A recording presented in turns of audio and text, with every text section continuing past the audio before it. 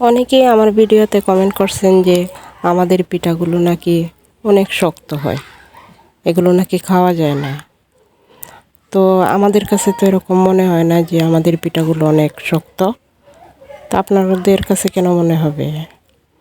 এই যে দেখুন, হাতের টাচ লাগতেই ভেঙে যায়, তাহলে তো এটা শক্ত না, নরম। তবে শিরার মধ্যে যদি দেওয়া যায় তাহলে অনেক নরম হয়ে যায়, তো খেতে ভালোই লাগে। আপনাদের কাছে কেমন লাগে সেটা তো আর আমি জানি না। তো আপনারা বাসায় ট্রাই করে দেখেন, ভালোই লাগবে। আমি খেয়ে দেখাচ্ছি যে কতটা নরম এবং মুচমুচে